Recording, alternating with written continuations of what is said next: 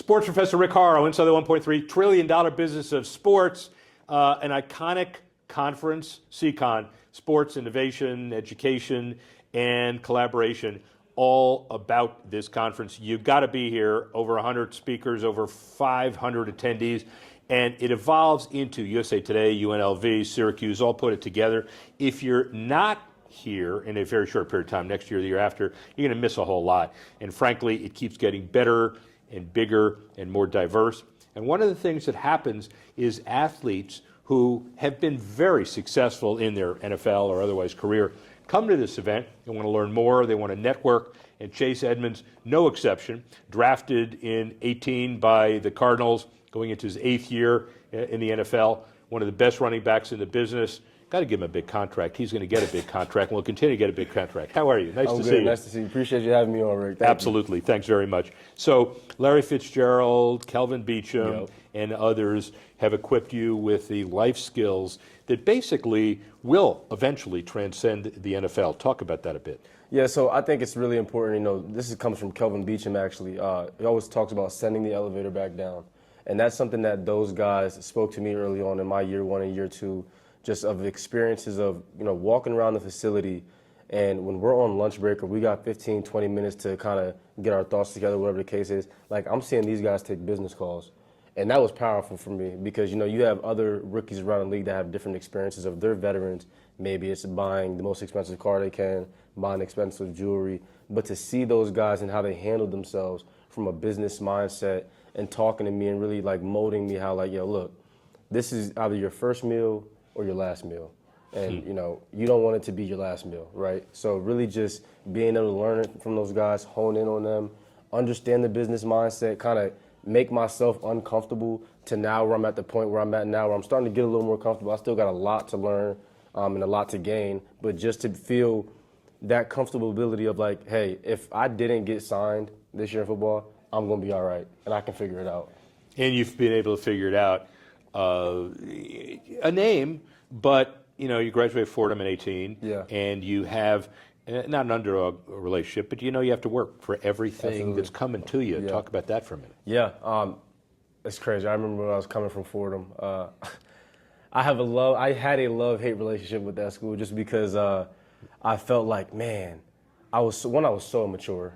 You want to be this big-time FBS D1 recruit. Yeah. You want to be the guy that you ain't got to do no work, you ain't got to go to no class, and that just obviously is not the case at Fordham University.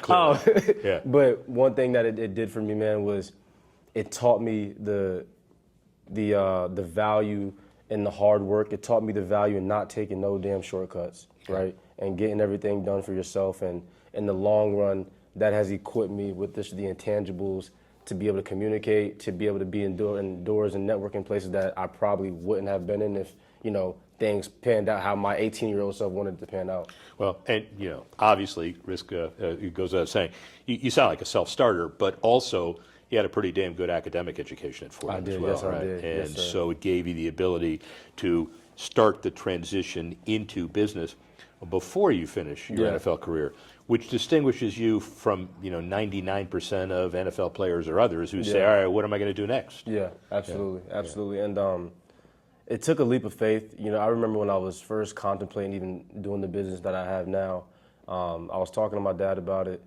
and I knew the financial requirements that it was going to be to get in the tech space. So I knew, some of the pre-financial commitments I would have to do. And I was talking to my dad, and I was like, man, I'm honestly scared to. It's one thing to do investments into, whether it's private equity, whether it's VC, whether it's stock options, real estate, like things that are tangible that, everything is a risk, but that you have a good, decent idea that, I'm going to make some ROI back on this investment, right?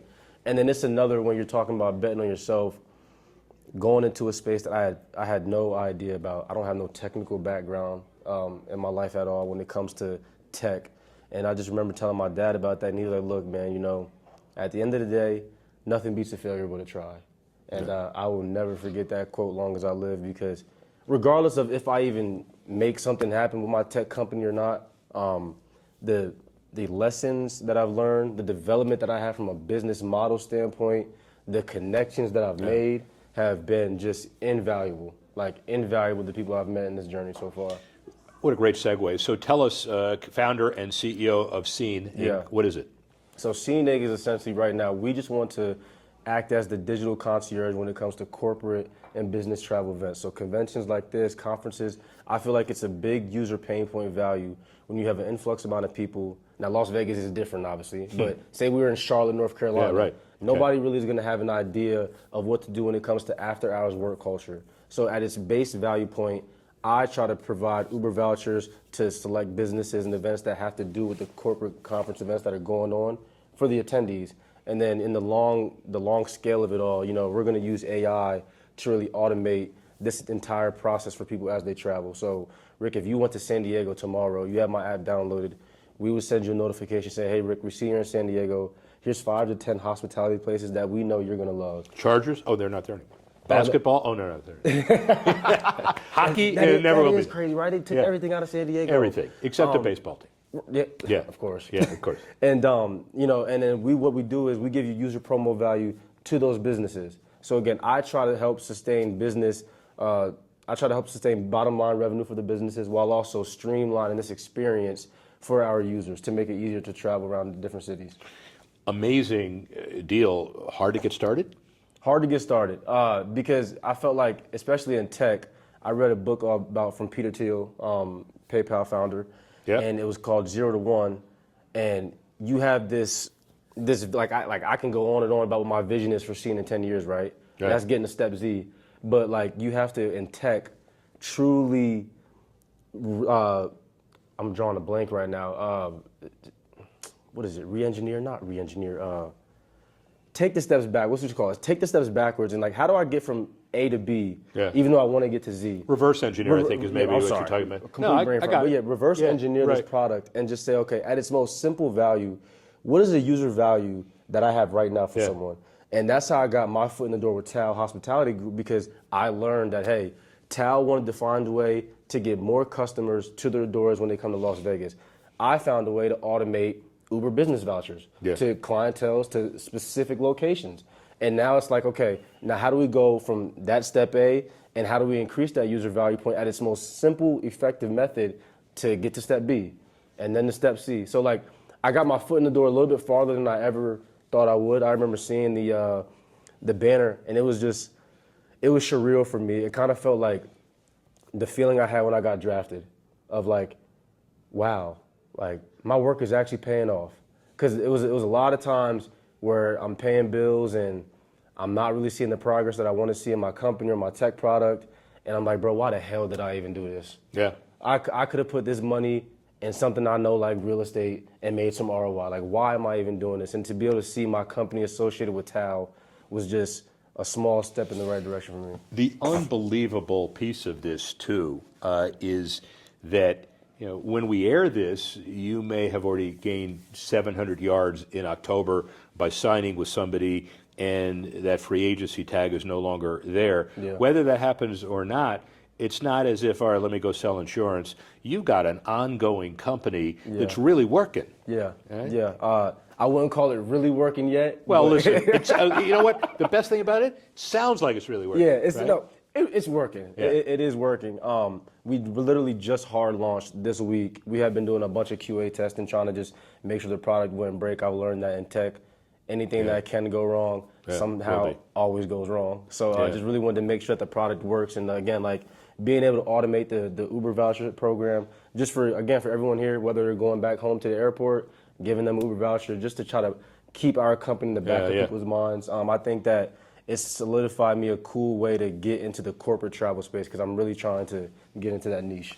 Are there people around the NFL or sports that are helping you, giving you advice? Absolutely. So I actually got connected to the NFLPA. I'm going to reach out to them.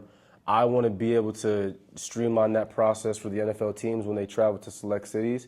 So like when I'm in the NFL right now. When we travel to a game. Yeah, don't say when I was in the NFL. I mean, come on, that's bad luck. Yeah, right. When we travel to games, they give us about 2 to 3 hours to decide that we want to have dinner. And us, as being always us, decide as soon as we land last minute, hey, bro, I think I want to go. I want to go get dinner, and it's like, well, brother, how are we gonna get a reservation this fast? How are we gonna streamline that process? So what I want to do is I want to really do a test of proof of concept to prove to one NFLPA that I can make travel more safe for our players. But also, connect that and be that digital middleman, middle piece for the select clientele of businesses saying, hey, okay, when we have an NFL team coming to a city, like you guys are going to X off X amount of reservations for this. It could be a seamless process for our players. And then again, once I get that proof of concept, slowly scale it out. I was just going to say, scaling should be the least of your worries once you get proof of concept. Correct. Yeah, I took the Uber approach. I really tried to just learn how companies became successful. Uber tried to dominate just one local market, prove that proof of concept, and then rinse, repeat, and recycle. So that's something I'm trying to do. We've had some other people on this series of interviews and the whole roster of evolution after athletics. And Derek Mays is interesting because he played for X years. Then he said, all right, that's enough. I'm done. I want to start my own company. Here's what I'm doing. Will there be a point in your life where, and let's assume there's a free agent signing, and there's going to be a number, and it's going to be a decent number, that you're saying, man, I can still play, but business calls? I don't think so. And I only say that because I'm a big believer in, like, keep the main thing the main thing. I want to play as long as I can just because, again, the business might work out for me, but right now I won't ever be able to still have that passion of football and make the amount of money that I may be able to make in that short amount of time. And, honestly, with the season-ending injury I had last year, I definitely don't want to go out and lay it down without, having that opportunity, I guess, just to prove to myself that, I can go out on my own terms. So I don't think we'll ever get to that point. I got my business now to a point where, I have an operating system in place that, if I do get a call, when I get a call, like, the business is still self-sustainable. It's not something that's distracting me from playing football. Like, I've been building this business for 3 years, for the last 3 years, and I've been able to handle it. I've been able to understand it and navigate through it, and that's just something that, if a man wants to, he will, and that's something I will do. And basically what I'm hearing, too, is your standards have to be high, and you're not going to limp through a year just because you want to get that last contract. You're going to do it right. No, I'm going to do it. I'm going to do it right, and I want to play ball. I love football. I love what football has done for me. I wouldn't be in this door right now talking to you if it was not for football. Yeah, like clearly. At the base root of it all. And oh, by the way, what do you think of SEICon? This is an amazing It's an amazing process, event. This is actually my first, like, real corporate, like, kind of convention event. So it's a new experience for me. I've met tremendous amount of people here, just awesome people, down to earth, really inviting, really caring. I think that's the most important thing, just to show that you're interested in what someone else has going on in their life. Well, you're one of the best running backs the Dolphins ever had, so why wouldn't they care for you? Hey, be careful. Finn's Twitter might get on you about that one. I don't care, man. I'm going to the wall with Chase Edmonds, okay, as far as I'm concerned. Rick Horrow, sports professor. Speak with you soon.